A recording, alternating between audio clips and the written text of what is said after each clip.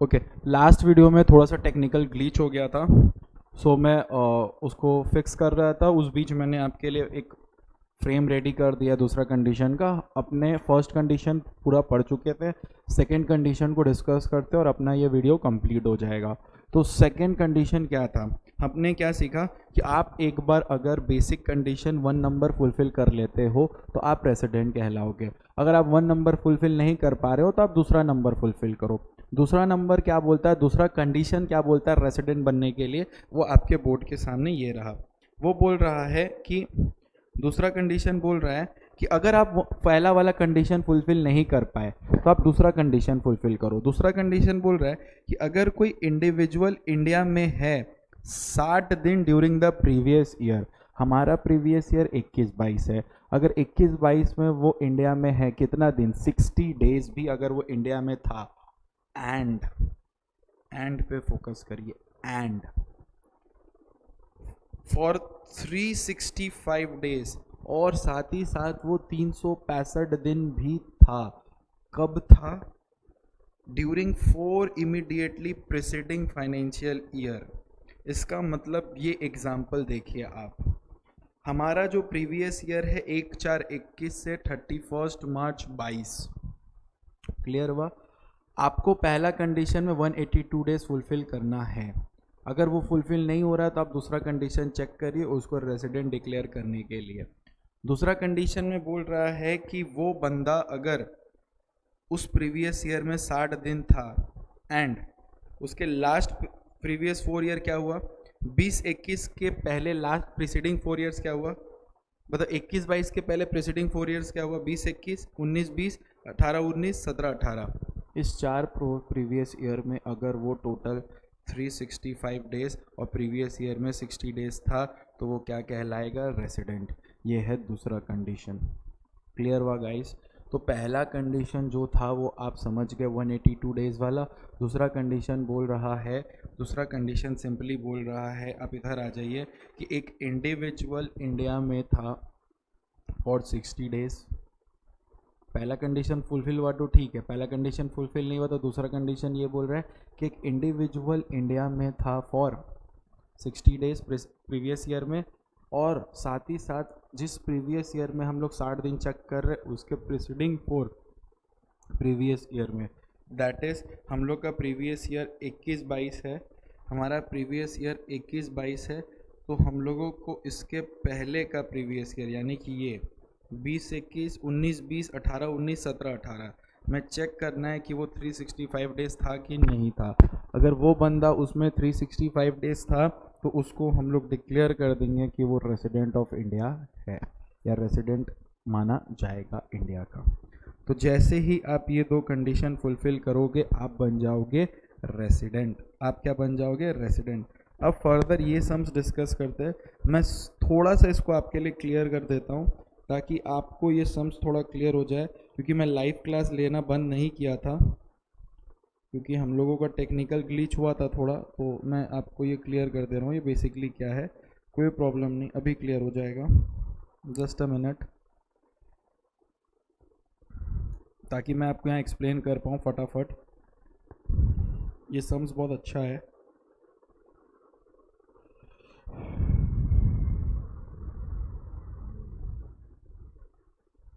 पूरा क्लीन करूँगा तो दिक्कत हो जाएगा, सम्स पूरा फिल से लिखना पड़ेगा, बट बेसिक क्लीन तो कर ही सकता हूँ मैं आपके लिए।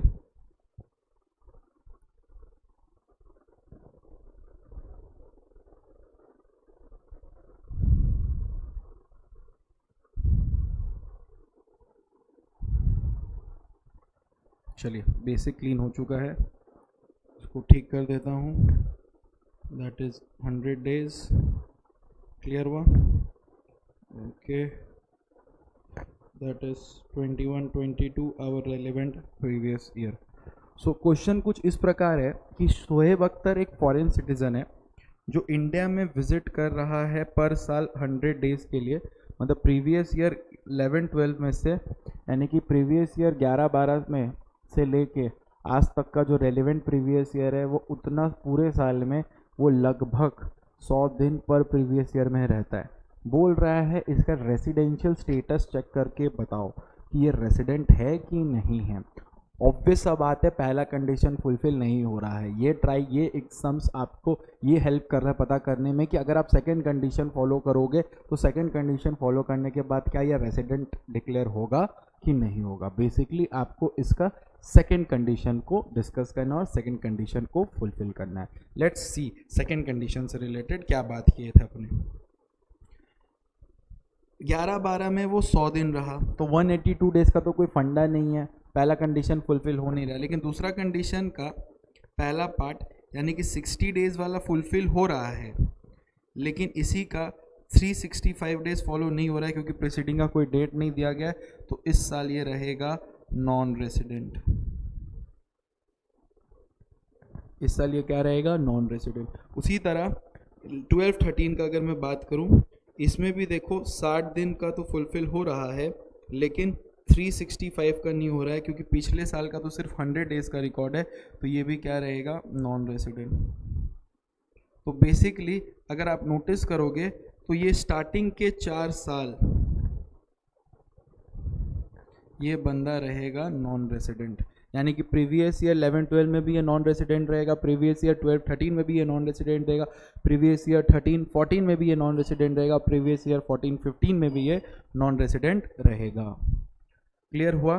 क्योंकि प्रीवियस ईयर 14-15 में भी देखिए आप 60 डेज तो फुलफिल कर रहा है, 365 डेज वाला फुलफिलमेंट नहीं हो रहा है क्योंकि प्रीसीडिंग सिर्फ 3 साल है और 3 साल में भी 100 200 300 दिन नहीं हो रहा है। लेकिन अगर आप 4th डे देखो तो 60 डेज भी फुलफिल हो रहा है और 365 डेज भी फुलफिल हो रहा है, तो ये बंदा बन जाएगा रेसिडेंट और ये बंदा पूरे बाकी प्रीवियस ईयर में रेसिडेंट रहेगा। क्लियर है? ये एक्सप्लेनेशन सिर्फ और सिर्फ सेकेंड कंडीशन को एनहांस करने के लिए, सेकेंड कंडीशन को समझाने के लिए था। कोई डाउट आपको? आई होप आपको कोई डाउट नहीं है। तो जैसे ही आप 2 कंडीशन फुलफिल कर लेते हो, जैसे ही आप 2 कंडीशन फुलफिल कर लेते हो तो आप बन जाओगे रेसिडेंट। रेसिडेंट बनने के लिए आपको 2 में से कोई भी एक कंडीशन फुलफिल करना है। एक बार आप रेसिडेंट बन गए तो फिर हम लोग चेक करेंगे कि आप ROR हो कि RNOR, वो बात का बात है। लेकिन रेसिडेंट बनने के लिए आपको इस दोनों कंडीशन को फुलफिल करना है। तो जैसे ही आप ये दोनों कंडीशन फुलफिल करोगे आप रेसिडेंट बन जाओगे। फर्दर कुछ एक्सेप्शन है सेकेंड कंडीशन का। इसका मतलब क्या है? रूल ये बोल रहा है कि कुछ केसेस में हम लोग सिर्फ फर्स्ट कंडीशन को ही देखेंगे, सेकेंड कंडीशन को उस केस में देखने का कोई नीड नहीं है।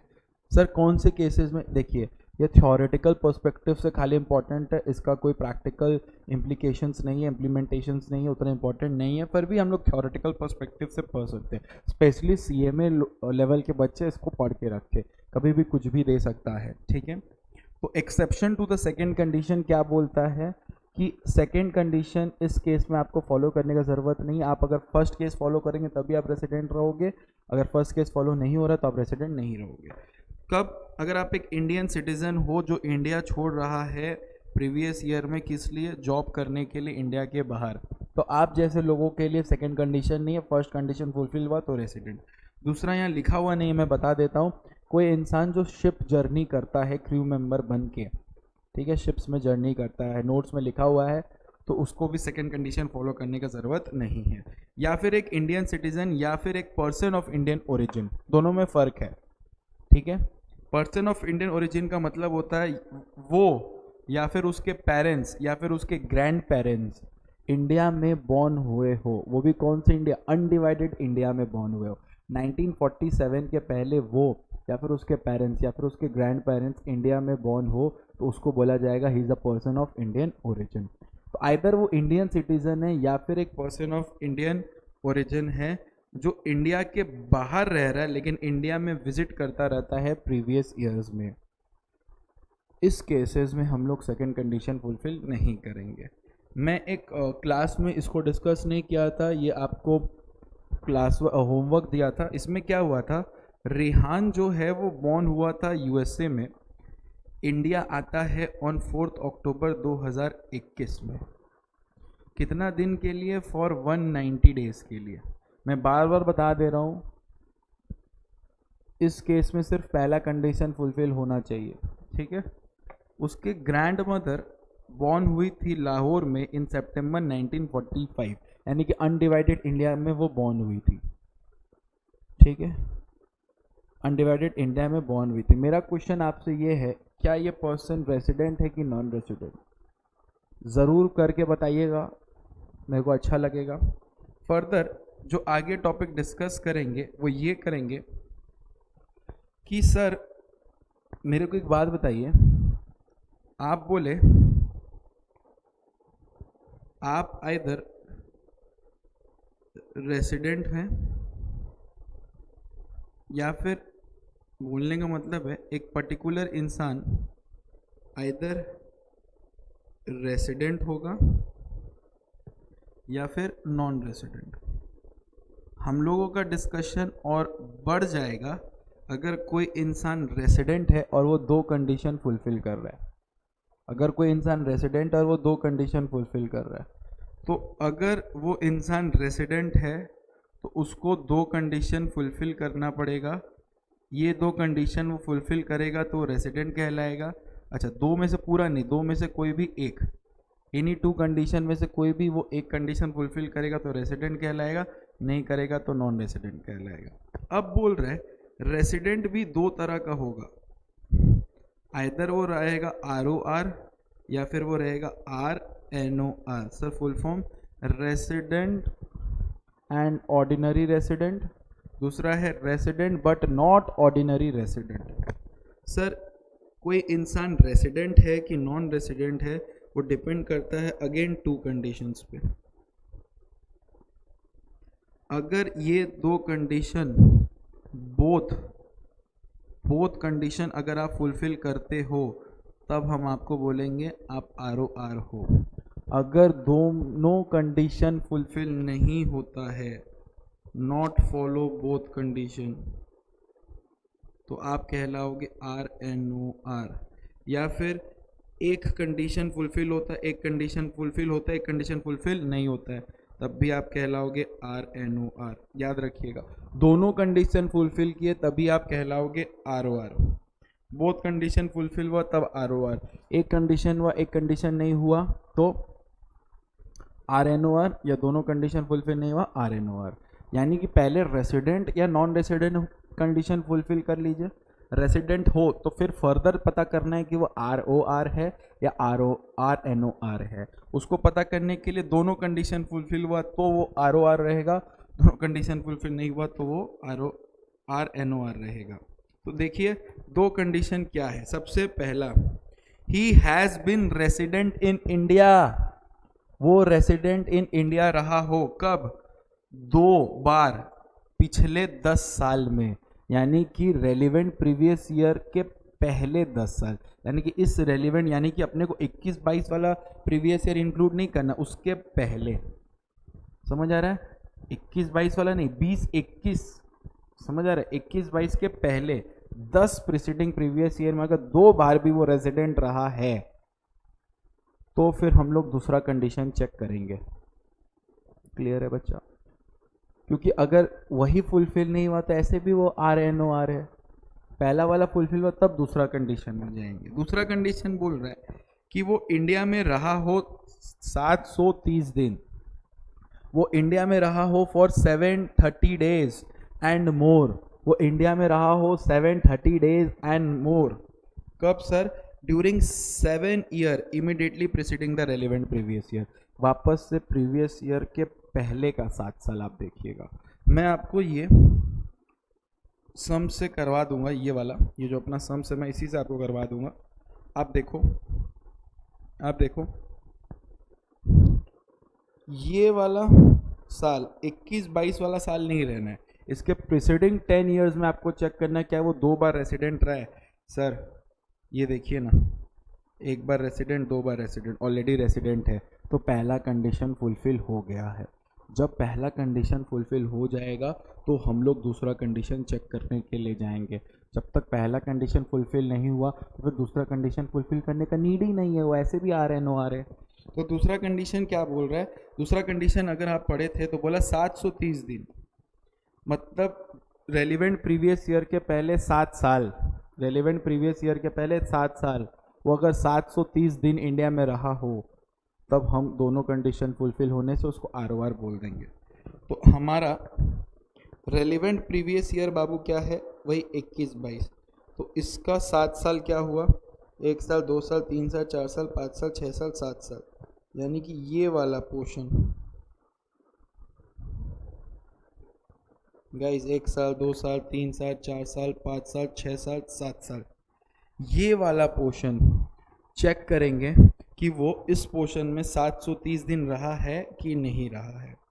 तो देखिए सर, ये वाला पोर्शन से शुरू करिएगा, ये वाला पोर्शन से देखिए सर, इसमें था 100 दिन, इसमें था 100 दिन, इसमें था 100 दिन, इसमें था 100 दिन, इसमें था 100 दिन।